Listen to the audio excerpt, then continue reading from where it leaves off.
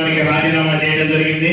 అందరం కూడా సంతకాలు చేసి మా యొక్క డిజిగ్నేషన్స్ తో వీటితో కూడా అన్నగారి లెటర్తో పాటు పంపించడం జరుగుతుందని చెప్పి సభాముఖంగా అవకాశం ఇచ్చిన పార్టీ అధ్యక్షులు వైఎస్ జగన్మోహన్ రెడ్డి గారికి కృతజ్ఞత తెలియజేస్తూ,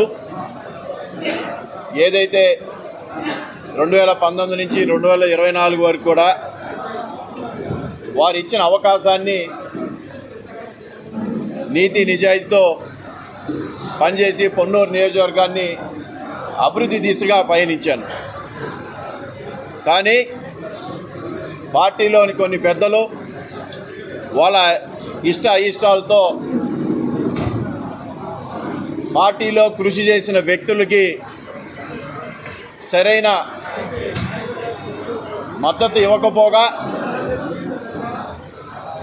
ఈ గుంటూరు జిల్లాలోనే పొన్నూరు అభివృద్ధి చెందిన నియోజకవర్గంగా తీర్చిదిద్దిన నన్ను పొన్నూరు నుంచి తప్పించడం, తర్వాత పార్లమెంటుగా అభ్యర్థిగా మళ్ళీ పోటీ చేయించడం, ఆ పోటీ చేసిన తర్వాత ఈ పెద్దలు నన్ను మానసికంగా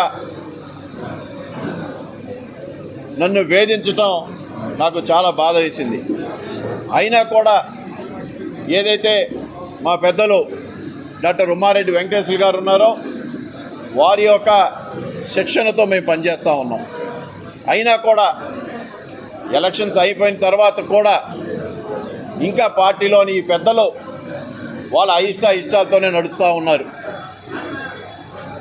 పెద్దలు డాక్టర్ ఉమ్మారెడ్డి వెంకటేశ్వర గారు ఈ రాష్ట్రంలో ప్రతి ఒక్కరు కూడా తెలిసిన వ్యక్తి.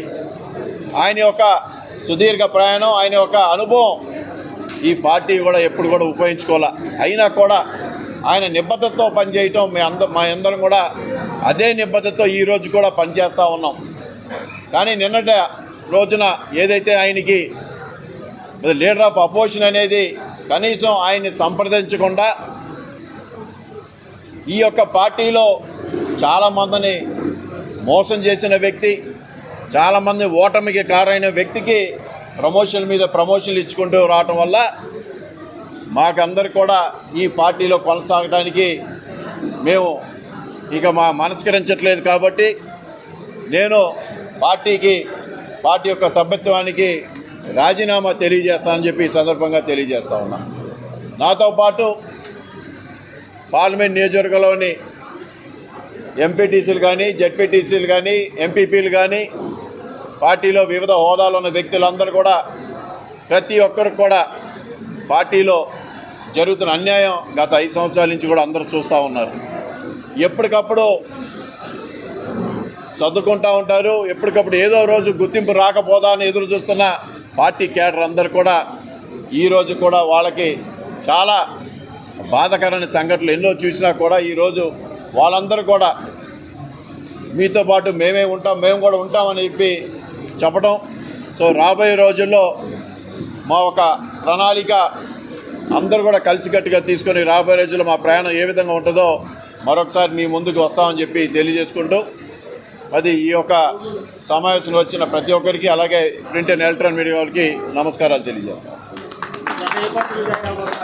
ఇప్పటివరకు ఏం లేదు, ఏ నిర్ణయం లేదు. అందరం కూడా నిర్ణయించుకొని మా యొక్క ఫ్యూచర్ ఏ విధంగా ఉంటుందో, ఏ విధంగా మేము ముందుకు వెళ్తే అందరు కూడా నాకు నా పార్టీ నేను ఒక్కనే ఆలోచన చేయను. ఇక్కడ విచ్చేసిన ప్రతి ఒక్కరికి అందరితో సంప్రదించే అందరూ కూడా తగిన నిర్ణయం తీసుకొని అందరం కూడా కంటికి కాపాడుకునే విధంగా మేము అందరం కూడా ముందుకు వెళ్తామని చెప్పి ఈ సందర్భంగా తెలియజేస్తాం.